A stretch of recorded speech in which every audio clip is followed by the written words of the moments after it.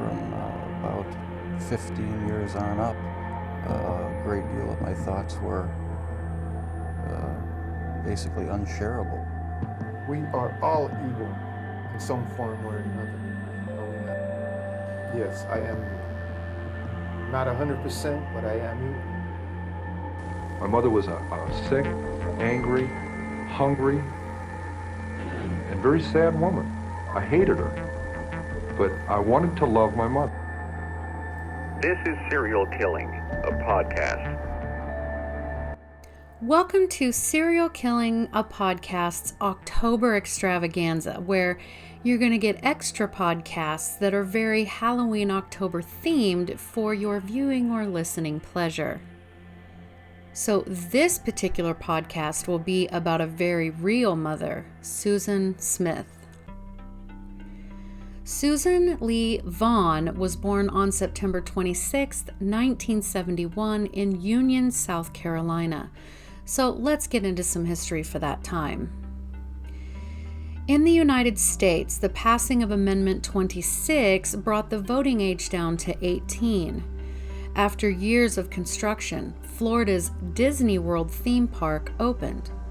NASA's Apollo 14 mission to the moon was launched in January and was the third successful manned mission to the moon.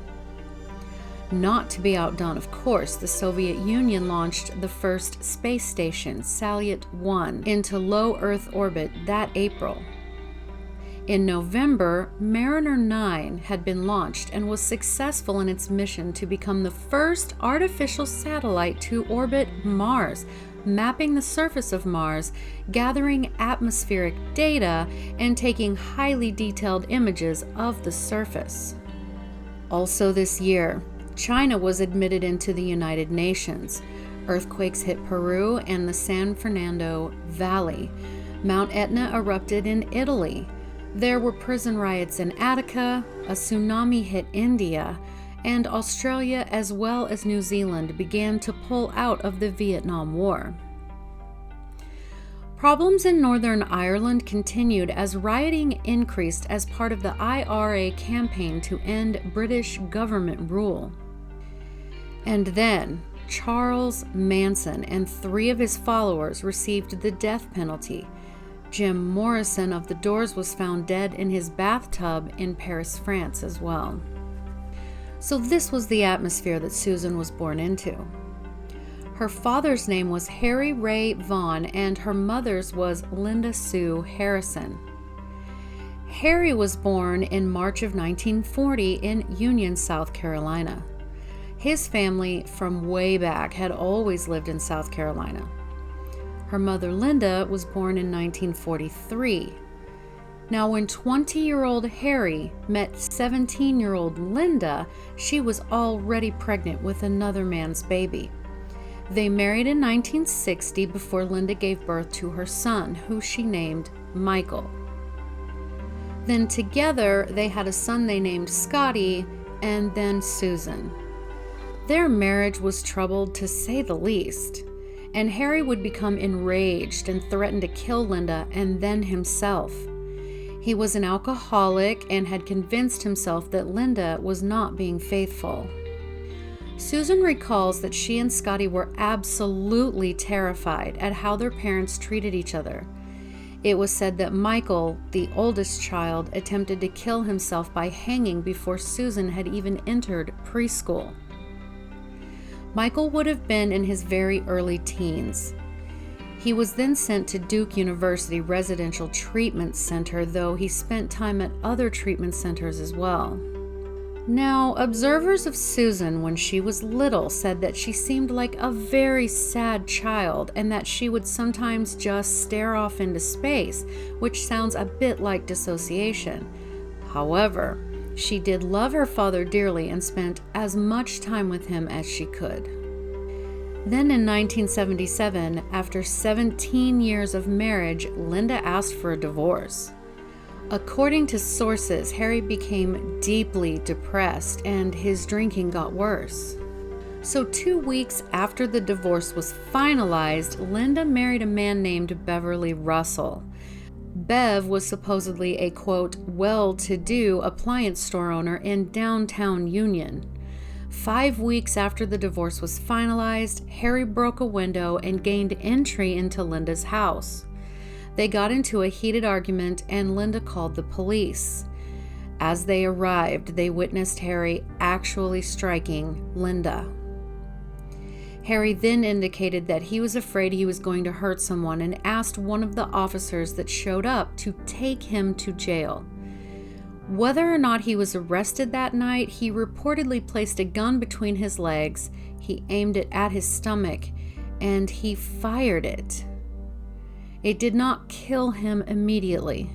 He was able to call 911 for help and was rushed to the hospital where he underwent emergency surgery, but they could not save his life.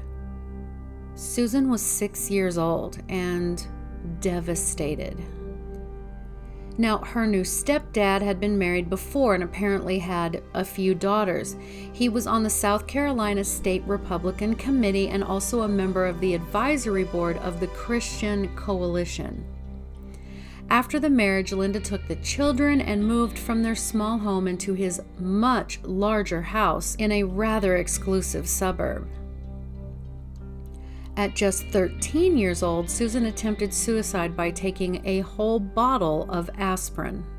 But at school, Susan was a great student. She made great grades. She was very popular and seemed quite outgoing.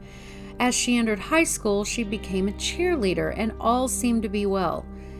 Except it wasn't. When she was 16 years old, her stepfather, Bev, began molesting her. She eventually went to her high school counselor and reported what he was doing to her. Now, being a mandated reporter, the counselor contacted the Department of Social Services and Bev moved out of the home, temporarily. As it turns out, nothing of substance came from her reporting it, and other than a handful of family counseling sessions, Bev moved right back into the home. It is reported that her family actually chastised her for publicly admitting what he had done to her. Susan later said that her mother cared more about the public embarrassment than what her husband had done to her own daughter. And then, of course, predictably, the molestation continued. And then during Susan's senior year, she would begin to spiral. While she was voted most outgoing at school, at home she again reported that her stepfather was sexually abusing her, and again the Department of Social Services were called, but Susan would not press charges and everything was sealed up so that the family wouldn't face any public embarrassment again. Also during her senior year, she was being intimate with 3 men. One was a married older man who worked at the Winn-Dixie grocery store she worked at. One was a younger employee at that same store, and then her stepfather, Bev. But she worked hard at the store and worked her way up from being a cashier to the bookkeeper. Now, after the affair she was having with the married man at the store, that resulted in a pregnancy, and she did get an abortion. The man immediately dumped her. She then tried committing suicide yet again by taking an overdose of aspirin and was treated for an emotional disorder, but I couldn't find what the actual label was. And that murder, fam, was Susan's childhood. So where should we begin? Though I am not a PhD, it seems pretty clear that her father suffered from a mental illness. He was an alcoholic and showed very clear signs of paranoia, but also showed signs of having depression. Her parents fought constantly right in front of her. Research supports that depression, anxiety, and aggression can be the behaviors displayed from a child who experiences their parents fighting regularly. Arguing in front of a child can be incredibly damaging to their mental health because it fosters a sense of instability and insecurity. This constant stress of having to experience the arguing takes a toll on that child's physical and psychological well-being, and it does interfere with normal and healthy development. A 2013 study published in Child Development found that the stress associated with living in a high-conflict home may impair a child's cognitive performance. These kids had more difficulty regulating their attention and emotions. There is also an alarming increase in these kids growing up to treat others with hostility. They may also struggle to maintain healthy relationships when they are older if they've grown accustomed to family discord and may struggle to identify who they can really trust in life. There is also a marked increase in cases of eating disorders, sleep problems, headaches, stomach aches, and substance abuse. Now, I'm going to introduce you to what is known as the, quote, Cinderella effect. In evolutionary psychology, this is the phenomenon where higher incidences of different forms of child abuse and maltreatment by step-parents than their own biological children. It is, of course, named after the fairy tale. It is a byproduct of a biological bias towards a person's own blood relative against one who is not. Studies show that 17% of all stepdaughters are sexually abused by their stepfathers. In comparable figures, only 2% were sexually abused by their biological fathers. The abuse from the stepfather was also shown to be much more severe than the abuse experienced from the biological father. But stepsons and their stepmothers are not immune, of course. The long-term effects of sexual abuse are again higher levels of depression, guilt, shame, self-blaming, eating disorders, sleep disturbances, anxiety, dissociative patterns, repression, denial, sexual issues, and relationship problems. Survivors most often have a feeling of worthlessness, have suicidal thoughts, and if the abuse comes from an esteemed and trusted adult, children find it incredibly hard to view their abuser in a negative light. Survivors also usually blame themselves and internalize all of the negative feelings into themselves. They may experience difficulty in establishing interpersonal relationships. They could develop a fear of intimacy, difficulties with trust, passive behaviors, and in some cases they become highly sexually active or have sexual dysfunction. Then we backtrack to her father's suicide. When a parent kills themselves, it is shocking and very disturbing to their child or children. Feelings of shame, anger, confusion, guilt, horror, all overwhelming feelings for that child. Researchers at Johns Hopkins Children's Center found that children who are under 18 when their parents commit suicide are 3 times as likely as children with living parents to later commit suicide themselves. We know Susan tried to kill herself twice. I think that really basically kind of covers it. Susan, in my humble opinion, and based on her childhood, was destined to, well, at the very least, have a very rough adulthood. Without proper counseling for her father's suicide, her mother's very passive action toward the sexual abuse she reported about her stepfather, and being shamed into silence, it would have been difficult to come out of a childhood like that, the picture of perfect mental health. But let's continue. So after high school, Susan continued working in that grocery store and began dating another employee by the name of David Smith. David had been engaged to another woman, but he broke it off to begin dating Susan. They married a year later, when Susan was 20 and David was 21. David was described as clean-cut, good-natured. He was a good worker, even though some of Susan's friends said that he was, unsophisticated. The marriage had been quick and quiet in March of 1991 because she gave birth to their first son, Michael, only 7 months later. Oh, and side note, Susan and her stepfather, Bev, were now both willingly and continuing to sleep with each other. But the new parents had moved into David's great-grandmother's house. Around that same time, David lost a brother to Crohn's disease. It would seem that David and Susan would be a good match as they comforted each other. And yet, Susan was already very unhappy. She complained about the small house that David was fixing up for them and would leave to go stay at her mother and stepfather's house for longer and longer times. Then she would make up with David and she would go back. This back and forth became so frequent that many didn't know whether or not the couple was really together or not. David later stated that he felt like Susan's mother was overbearing and intrusive, and with Susan being pretty materialistic, she would go running to her mother wanting money. Linda would also be quite intrusive when it came to how they took care of their small son, Michael.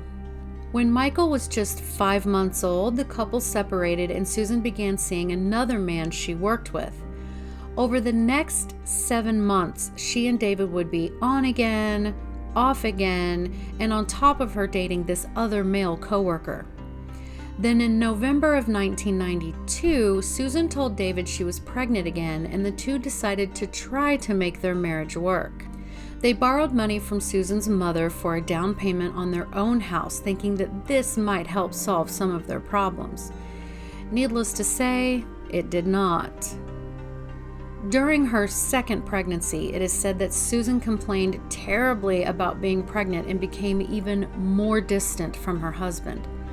Just before Susan gave birth to their second son, David had been feeling lonely and isolated and unfortunately had an affair with one of his co-workers.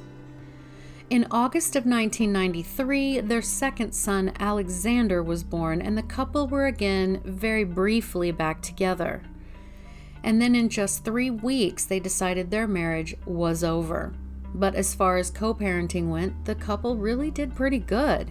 Both were described as loving and attentive to their young boys. But understandably, Susan didn't want to go to work every day and have to look at David, so she took a job as a secretary in a large textile mill, who was also the largest employer of the area.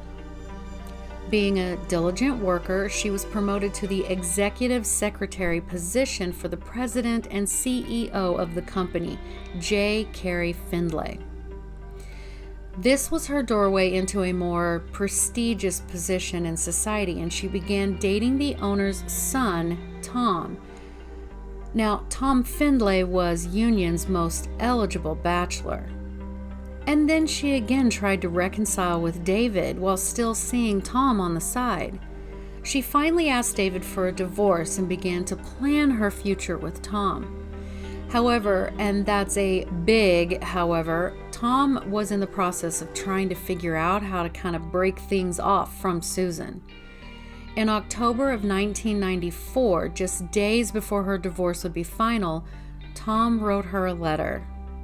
I cut out the parts that don't really pertain, but here is what he wrote.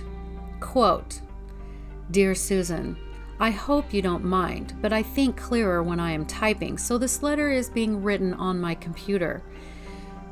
This is a difficult letter for me to write because I know how much you think of me, and I want you to know that I am flattered that you have such a high opinion of me. Susan, I value our friendship very much. You are one of the few people on this earth that I feel I can tell anything. You are intelligent, beautiful, sensitive, understanding, and possess many other wonderful qualities that I and many other men appreciate. You will, without a doubt, make some lucky man a great wife, but unfortunately, it will not be me. Even though you think we have much in common, we are vastly different. We have been raised in two totally different environments and therefore think totally different. That's not to say that I was raised better than you or vice versa. It just means that we come from two different backgrounds. Susan, I could really fall for you. You have so many endearing qualities about you, and I think that you are a terrific person. But like I have told you before, there are some things about you that aren't suited for me, and yes, I am speaking about your children. I'm sure that your kids are good kids, but it really wouldn't matter how good they may be. The fact is, I just don't want children. These feelings may change one day, but I doubt it. With all the crazy, mixed up things that take place in this world today, I just don't have the desire to bring another life into it. And I don't want to be responsible for anyone else's children either. But I am very thankful that there are people like you who are not so selfish as I am and don't mind bearing the responsibility of children. If everyone thought the way I do, our species would eventually become extinct. But our differences go far beyond the children issue. We are just two totally different people, and eventually those differences would cause us to break up. Because I know myself so well, I am sure of this. But don't be discouraged, there is someone out there for you. In fact, it's probably someone that you may not know at this time, or that you may know but would never expect.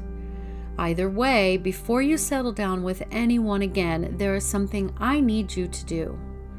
Susan, because you got pregnant and married at such an early age, you missed out on much of your youth. I mean, one minute you were a kid, and the next minute you were having kids. Because I come from a place where everyone had the desire and the money to go to college, having the responsibility of children at such a young age is beyond my comprehension. Anyhow, my advice to you is to wait and be very choosy about your next relationship. I can see this may be a bit difficult for you because you are a bit boy crazy, but as the proverb says, quote, "Good things come to those who wait," unquote. I am not saying you shouldn't go out and have a good time.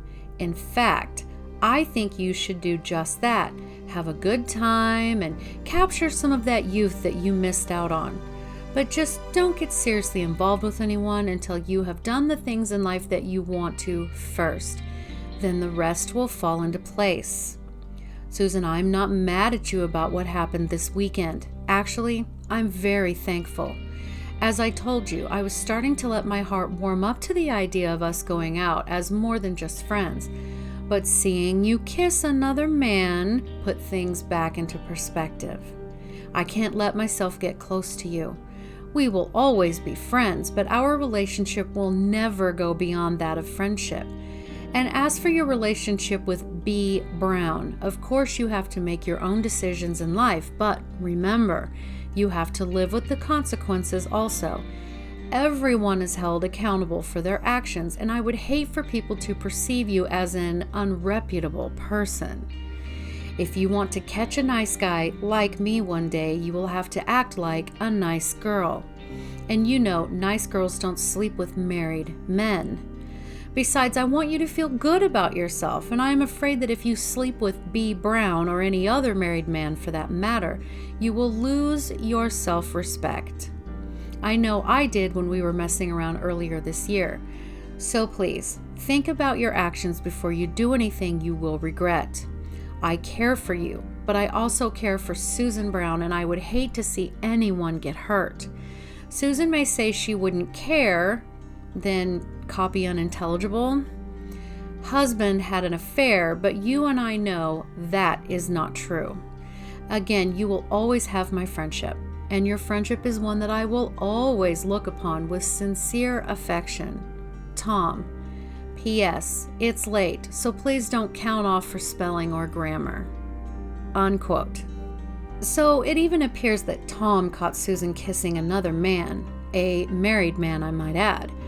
So at this point, she was still technically married, seeing Tom was observed kissing another man and was also willingly having an affair with her stepfather. I know it's a lot to keep up with. Oh, and some sources say she was also sleeping with her boss, which, if you remember, is Tom's father. So Susan was absolutely devastated after reading this letter. She had been living quite the vivid delusional dream inside of her mind. She told Tom about her ongoing affair with Bev to try to garner his sympathy, which of course didn't work. She then told him she was sleeping with his father, though she later denied it, and again, it had the opposite effect. He let her know that under no certain terms would they ever be together. About a week after receiving the letter and after her attempts to win Tom back and seeing it just was not going to happen, she spent the day of October 25th, 1994, obsessing over the situation. She left work early, saying she wasn't feeling well. She then picked up her now 3-year-old son, Michael, and 14-month-old son, Alex, from daycare. Then she met up with a friend in a parking lot and chatted for a bit, where she brought it up how Tom wasn't acting how she had expected him to after she told him that she had slept with his father.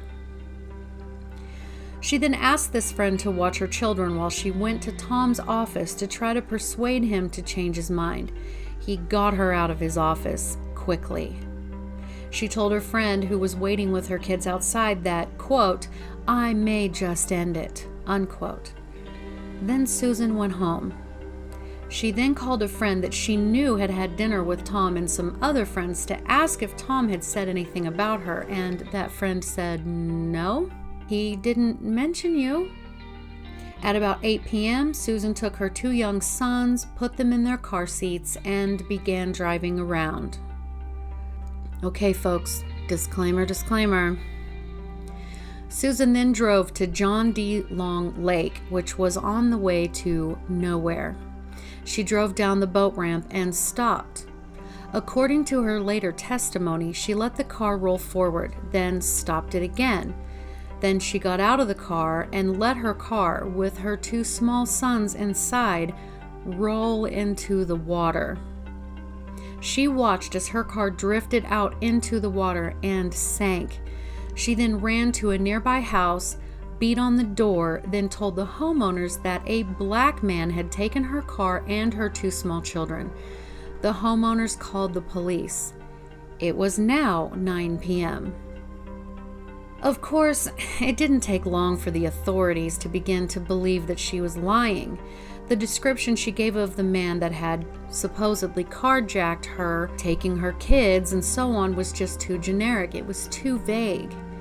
She had said that she stopped at a red light in town when the man who poked a gun into her side had jumped in the car.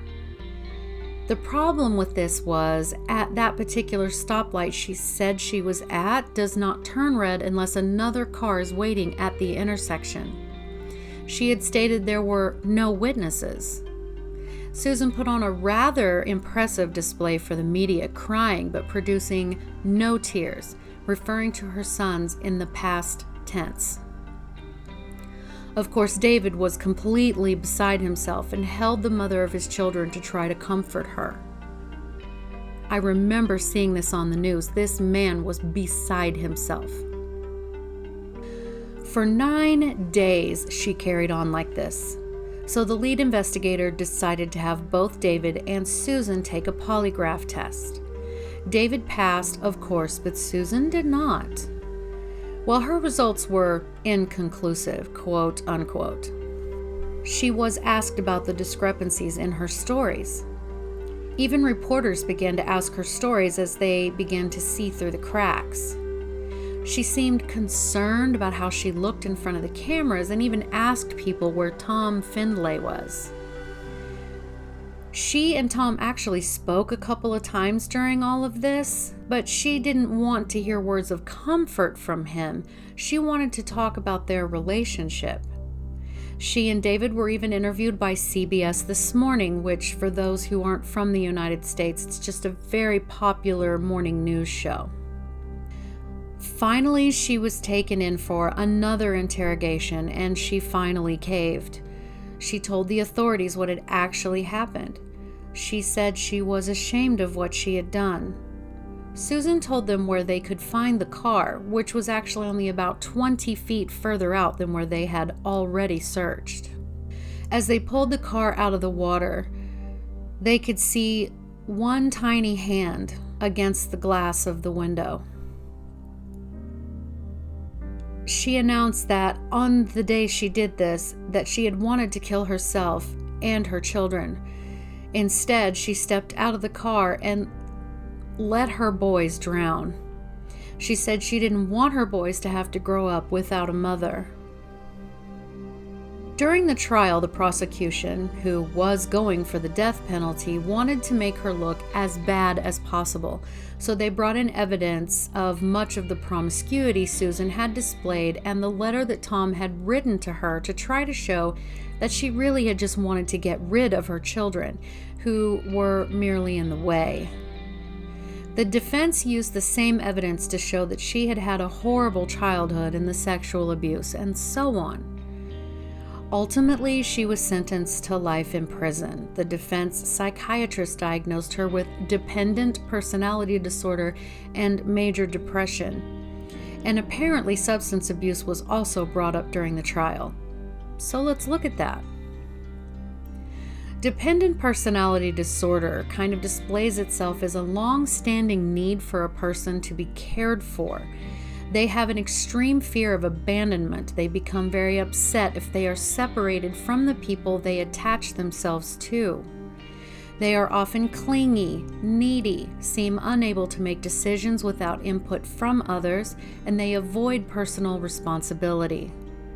They cannot take criticism, they lack self-confidence, are quite tolerant of abuse from others, and are quick to avoid conflict. Their actions seem very childlike and just plainly can't seem to self-soothe.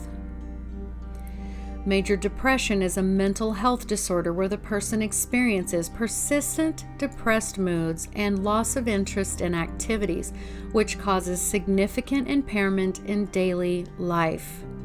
Symptoms include anxiety, apathy, guilt, hopelessness, loss of interest or pleasure in activities that they once enjoyed, mood swings, sadness, agitation, excessive crying, irritability, social isolation, lack of concentration.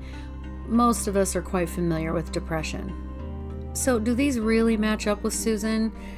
Yeah. Susan drank a lot, and I didn't find anywhere where she was labeled as a heavy drinker or an alcoholic, but it was said that she did drink a lot pretty regularly. This is not a good combination when someone is suffering from major depressive disorder. But some of her behaviors do line up with that. What I have a bit of an issue with is the dependent personality disorder. That, under most all circumstances with that disorder, does not lead to violence and murder. That is the key. Our, jokingly, Lord and Savior, Dr. Todd Grande, spoke about Susan Smith on his YouTube channel, and I'll link his video below. And though he won't officially diagnose her for obvious and responsible reasons, he thought Susan could align more with having vulnerable narcissism or borderline personality disorder. So what has she been up to lately? Well, she has seduced a couple of guards and gotten them fired. She has been disciplined multiple times for use of narcotics, mutilating herself, though not severely, unauthorized use of an inmate's PIN number. Interviewers say she is still very charming and very charismatic. Thanks for listening.